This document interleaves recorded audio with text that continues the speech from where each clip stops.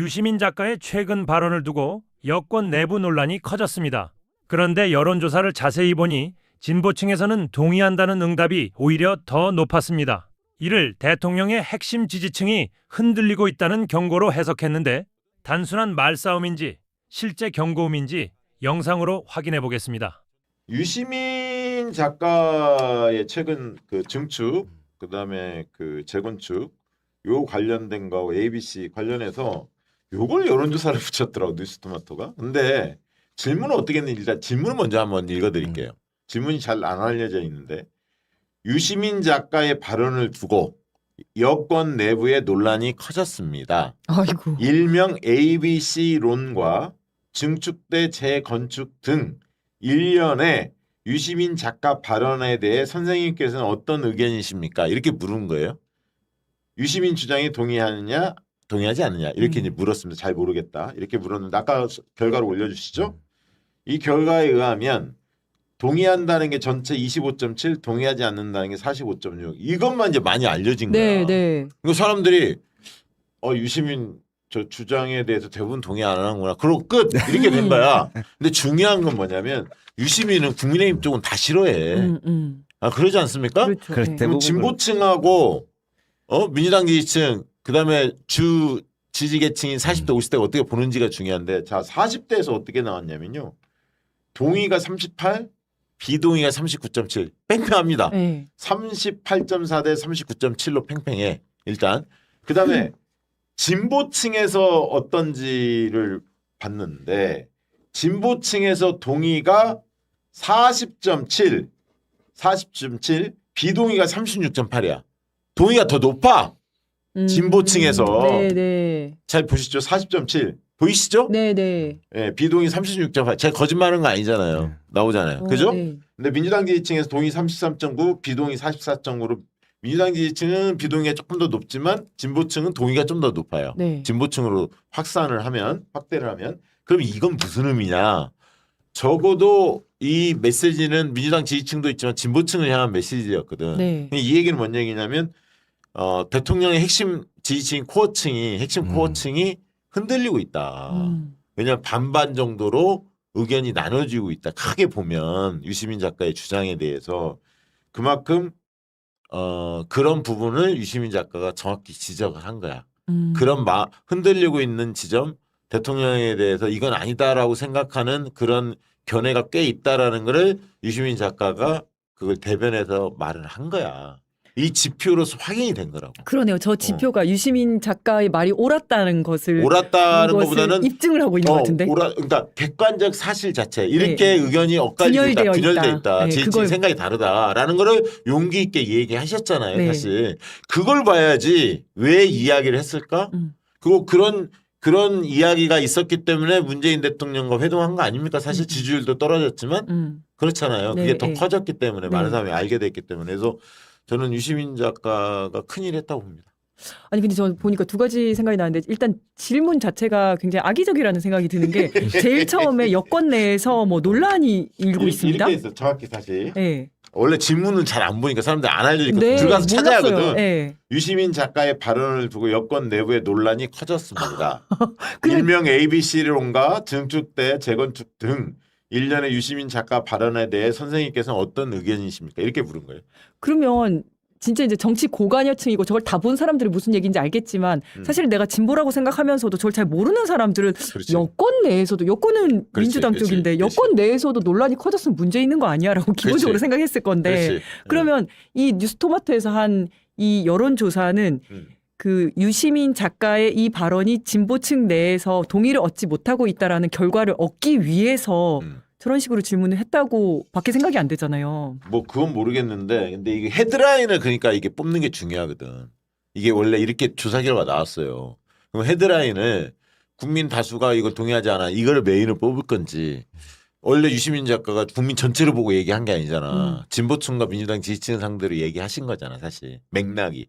그럼 그 층에서 이게 큰 틀로 보면 팽팽하더라. 네. 큰 틀로 보면 의견이 분분하더라라는 게 메인 시객이면 야마라고 하잖아요. 네. 우리가 신문으로 치면 이 제목 헤드라인을 그쪽으로 방향을 잡아야 돼. 이거는.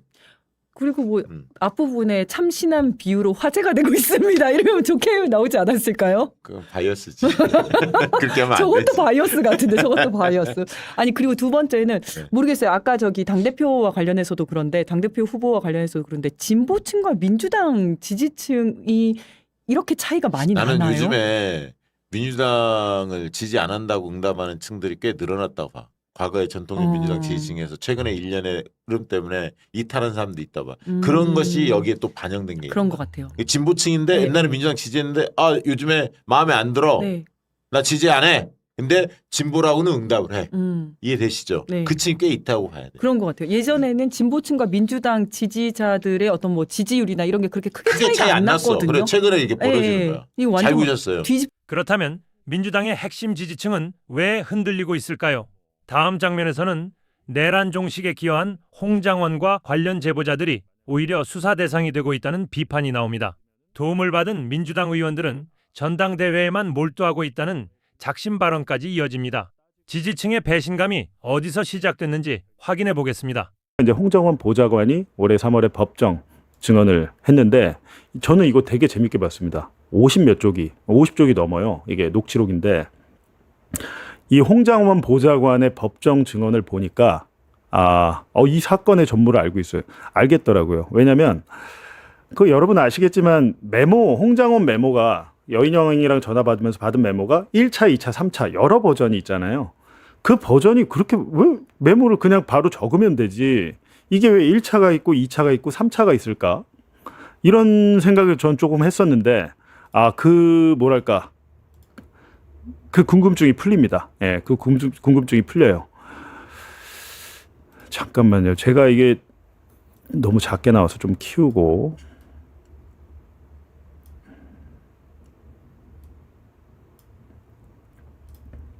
이게 지금 여러분께서 보시는 게 홍정원 보좌관이 법정에 나와서 증언한 것을 녹취록으로 만든 겁니다. 이렇게 녹취록으로 만든 거예요. 이제 검사가 묻고 홍장원의 보좌관이 이렇게 대답을 하고 있는데, 근데 재미있는 것은 12월 3일 비상계엄 선포 날부터 이제 질문을 드리겠습니다 하는데 다음 날 12월 4일에 홍정원 차장이 중국 출장이 예정돼 있었다고 해요. 그러니까 내란 지금 홍정원 차장이 그 의심받는 혐의가 내란 중요 임무 종사잖아요.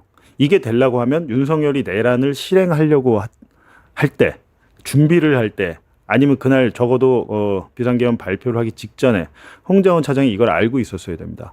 서로 간에 모의하고 공모하고 이게 있어야 되는데 다음 날 중국 출장이 예정돼 있던 상황에서 뜬금없이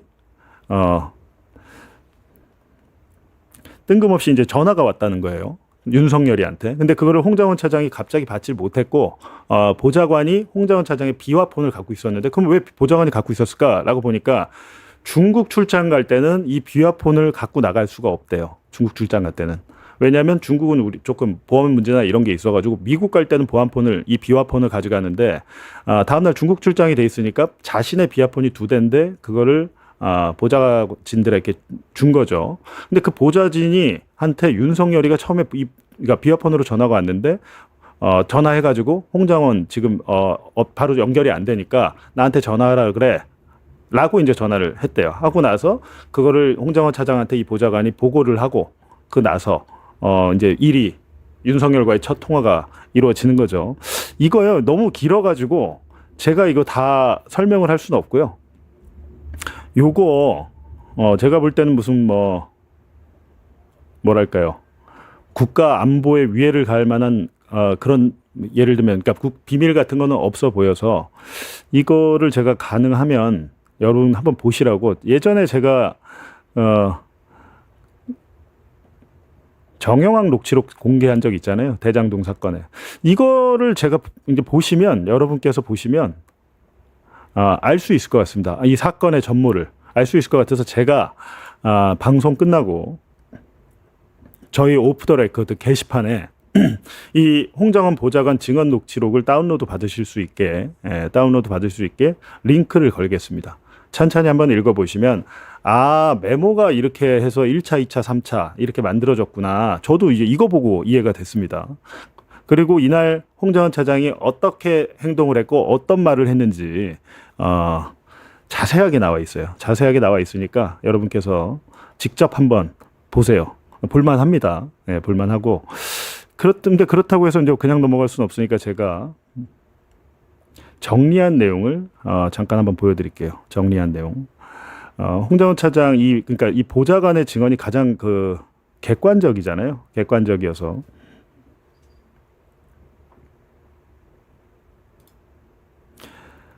그러니까 계엄 선포 전후의 주요 경과. 예, 계엄 선포 전후의 주요 경과입니다.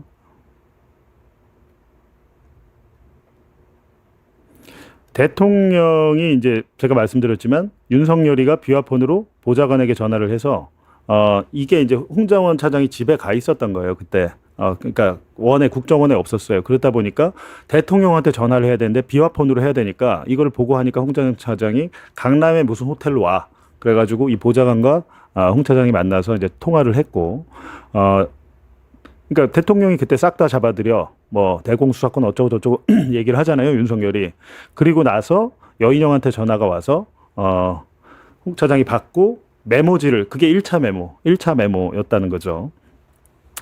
그래갖고 체포조 전달 및 정리 지시. 그러니까 여인영과 홍정원이 먼저 통화를 하고 그 다음에 홍 차장이 그게 이상하죠. 사실은 저도 이상한 게 아니 자기가 적었으면 됐지 뭘 또 그 보좌관한테 그걸 시키나 다시 쓰라고 그 이유가 있더라고요. 이유가 그러니까 자기가 이제 일단 14명 적은 다음에 그거를 쪽지를 준 거예요. 쪽지를 줘서 보좌관에게 이거 다시 네가 써봐. 그리고 이 인물들이 누군지 한번 찾아봐. 왜냐하면 이름도 잘 몰랐나 봐요. 예를 들면 무슨 이재명 관련해서 판결을 내린 부장판사 이런 사람 저도 모르잖아요. 그래갖고 이 보좌관이 홍장원 차장의 그 집무방, 국정원의 업무방에서 이거를 찾아요. 찾아가지고 정리를 다시 해요. 정리를 다시 해서 이제 줬는데 그 다음 날 홍장원 차장이 이 보좌관에게 다시 얘기해요. 너 머리 좋잖아. 네가 어제 정리한 거 다시 복귀해서 메모를 만들어 봐. 라고 하면서 3차 메모가 작성이 됩니다. 3차 메모. 이렇게 해서 지금 어떻게 보면 이 3차 메모에 이제 홍 차장이 이 3차 메모에 본인이 가피를 좀 합니다. 왜냐하면 누군지 모르는 사람도 있고 하니까 이 3차 메모가 지금 법원에 제출된 증거로 이제 증거 효력이 인정된 거예요. 그러니까 1차, 2차, 3차 메모의 그 스토리가 이 녹취록에 있으니까 여러분께서 직접 보시고 중요한 것은 이제 홍장원 차장을 자르잖아요. 다음 날. 그래서 가만히 생각을 해보면 홍장원이 내란에 부역했다면 홍장원을 왜 자르죠? 그러니까 안 잘라야 돼. 정상이잖아요. 같은 팀이면. 근데 다음 날 이제 너 나가라고 했다가 번복을 했다고 그래요. 처음에는 그러니까 윤석열이가 조태용을 통해서 야, 너 나가랜다. 라고 했는데 그래서 나가려고 짐을 다 쌌대요. 보좌관이. 짐을 다 싸고 차에 실으려고 하는데 갑자기 이제 야, 또 나가지 말랜다. 라고 이제 얘기를 했대요. 그건 12월 5일 상황입니다. 이건 12월 6일이고 12월 5일에 12월 6일에 그렇다 보니까 홍장원 차장이 부하들한테 이렇게 얘기했대요. 그러니까 나가지 말라고 한 상황. 그러니까 잘려가지고 홧김에 폭로했다 이렇게 돼 있잖아요. 이 보좌관 얘기를 들어보면 그게 아니더라고요. 그게 아니고 나가라고 했다가 나가지 말라고 했는데 이건 안 되겠다. 국회와 국민에게 알려야겠다라는 얘기를 이 보좌관한테 했답니다. 예, 하고 국회로 가버린 거예요. 국회로 가서 정보위원회에 출석해서 본인이 자진해서 자청을 해서 가서 이 윤석열의 체포 지시를 국회에서 먼저 폭로를 했고 한 건데 이 어떻게 보면 이게 또 직원들한테 나갈 때 자기에게 벌어졌던 일을 12월 6일에 처음 얘기를 했대요. 부하들을 모아놓고 사실은 이런 일이 있었어. 이런 일이 있었고 나는 이렇게 결정할 거야. 나는 이거 다 나가서 얘기할 거야. 그러니까 너희들은 뭐 그렇게 고생했고 알아줘라 라고 하고 뭐 이렇게 나갔다는 내용이 있습니다. 그래갖고 이제 뭐 체포조 명단 이런 것들이 또 내용이 있고 이게 방금 제가 말씀드렸듯이 사퇴 종용 및 번복 의혹 그러니까 12월 5일에는 홍 차장이 보좌관들에게 나 그만두면 사퇴 의식표 짐까지 다 쌌다가 다음 날 오전에 국정원장이 호출해서 남아 있으란다라고 했는데, 그러니까 이거는 이걸 보시면 이 보좌관의 증언을 보시면 홍 차장이 자기 잘려서 홧김에 폭로한 게 아니다라는 겁니다. 그냥 오전에 너 그냥 더 있으라고 했는데 오후에 안 되겠다라고 하면서 국회와 국민에게 알려야겠다라고 얘기를 하고 국회로 이동해서 보좌관도 상당히 당황했다. 이런 내용입니다. 예, 대충 여러분께서 이 부분은 보시면 어떻게 보면 이 보좌관이 거짓말을 했을 거라고 보이지는 않고 국정원이란 조직이 보면 굉장히 상명하복이랄까요? 군대 같은 조직이더라고요. 이걸 보면 보좌진이라고 해서 그리고 이제 왜 이제 메모를 다시 썼나라는 걸 보면 이 보좌관이 뭐라고 하냐면 우리 홍장원 차장님은 악필입니다. 지렁이 글씨 있잖아요. 그 윤석열이가 얘기했던. 그러니까 이 악필로는 어디 이걸 증거로서 뭐 사용하기도 어렵고 하니까 그거를 다시 정서시키고 이 사람들이 누군지 파악하려고 보좌관에게 지시를 했던 것이다. 그러니까 악필인데 너는 어떻게 알아보냐라고 물어보니까 저는 평소에 너무 악필이시니까 이 글자를 알아보려고 노력을 많이 했대요. 예, 노력을 많이 해서 저는 홍 차장님 글씨를 보면 알 수 있습니다. 단번에 알았습니다. 이렇게 얘기를 하더라고요.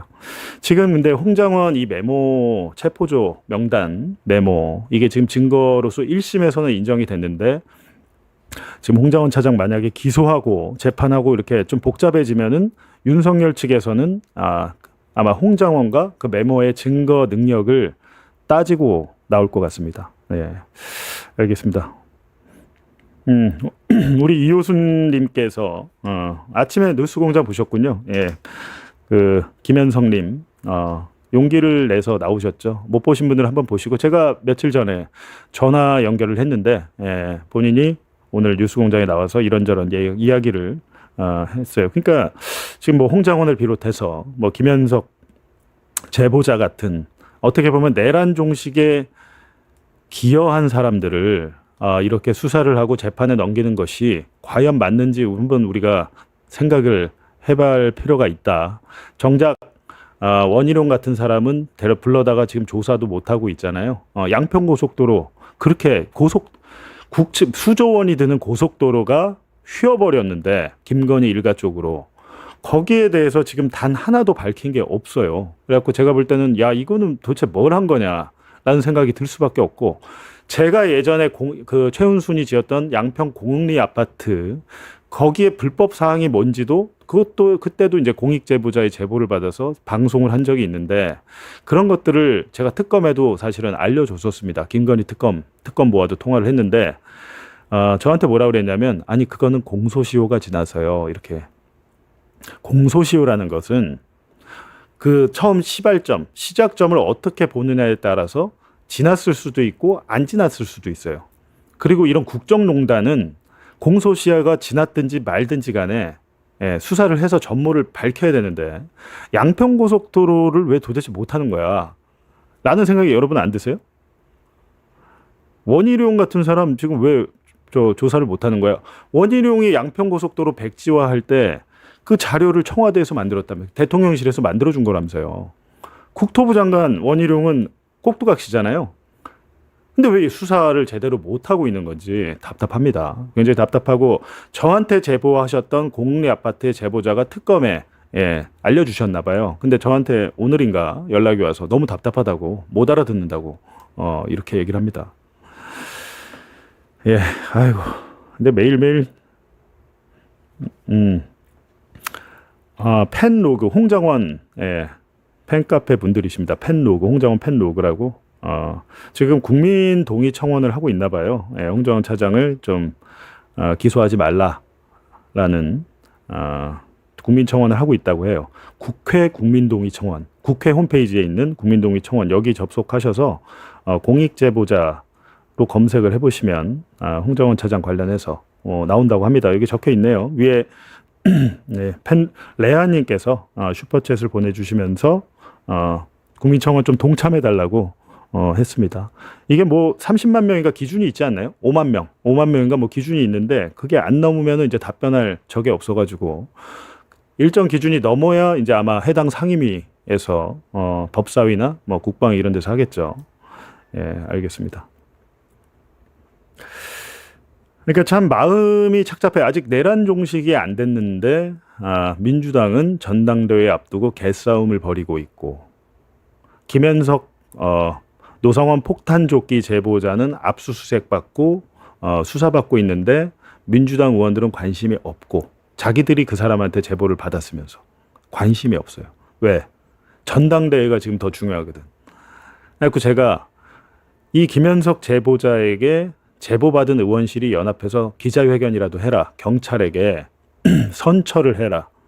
그리고 김현석을 기소하지 말라고 의원들이 모여서 해야 되는 거 아니냐 라고 했는데, 그 4명 중에 김병주 의원 빼고 다 무슨 뭐 안규백 의원은 지금 장관이고 국방부 장관 바쁘겠죠. 근데 그리고 박선원, 김민석 이 두 분은 지금 전당대회를 나가니까 정신이 없는 것 같습니다. 근데 그러면 안 되겠죠. 자기들을 한때나마 도와줬던, 물론 이 제보자가 그 의원을 직접 만나서 한 게 아니고 그 보좌관들을 만나서 제보를 했겠지만 그럼에도 불구하고 좀 신경을 써주시길 바랍니다. 라고 제가 이제 그 의원실에도 얘기를 했습니다.